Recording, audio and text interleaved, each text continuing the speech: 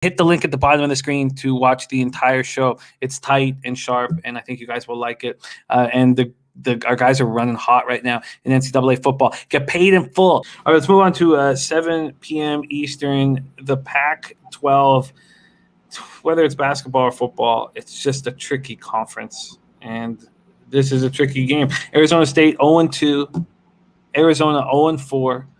We're at Arizona Stadium, Tucson, 64 Fahrenheit, sunny, 10 miles per hour is the wind.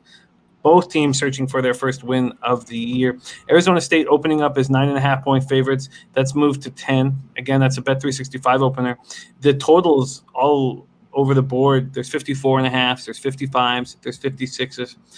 For Arizona State, they're coming off their first home game in more than a calendar year. Just the team's second game this season in a 25-18 loss to UCLA. Sun Devils had 2 consecutive games canceled because of COVID-19. Herm Edwards tested positive for COVID-19. They didn't only have the COVID issues, they indefinitely suspended defensive backs Jack Jones and Ashari Crosswell this week.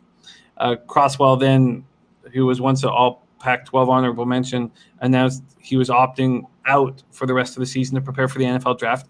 And he'd already lost his starting job to DeAndre Pierce, but the fact that they get indefinitely suspended means that he probably lost his starting job due to off-the-field antics rather than on-the-field antics. Arizona has lost all 4 games to start the year. They're coming off a 24-13 loss at home to Colorado. They're only scoring 20 points per game.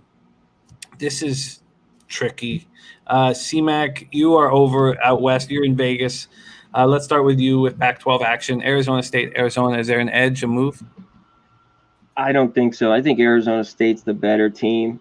How about Arizona jumping out to a 13-0 lead and just getting, Buffalo just stomping their foot down and winning that game and covering? I looked at this one and automatically I don't like it any which way. I like Herm Edwards. I don't like him laying 10. That first game against SC, they lost. They blew it there, and they've just been off all this time. And then they lost to UCLA, which I liked UCLA getting 3 the other night. I have no feel for this game. If I had to free play, I'd take Arizona getting the 10. I understand why you would do that. Again, we're dealing with these teams coming off these COVID breaks. So both Arizona State and the aforementioned Charlotte 49ers, whom we just spoke about, played their first game in a long time off. Charlotte was off for longer. You have to think that second game back should be an improved showing. And how much? Yeah, no, absolutely. It's DJ Big Boss says take the points and keep it pushing. Arizona State struggles on offense. Let's hear what John Ryan has to say. We are in Tucson, Arizona, for 2 teams searching for their first win of the season, Arizona and Arizona State.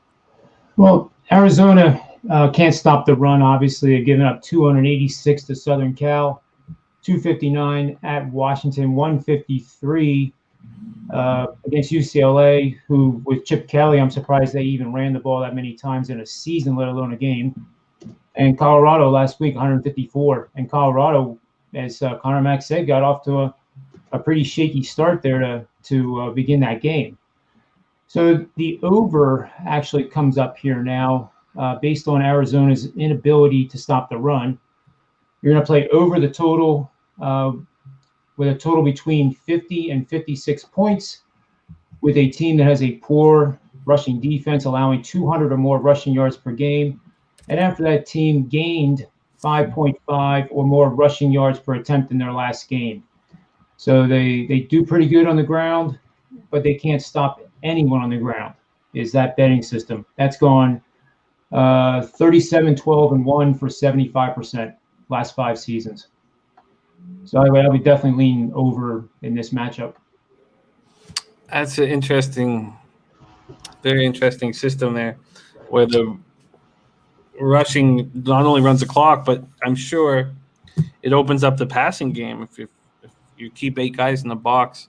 A lean to the over for John Ryan, and a lean for CMac towards Arizona at home plus the points.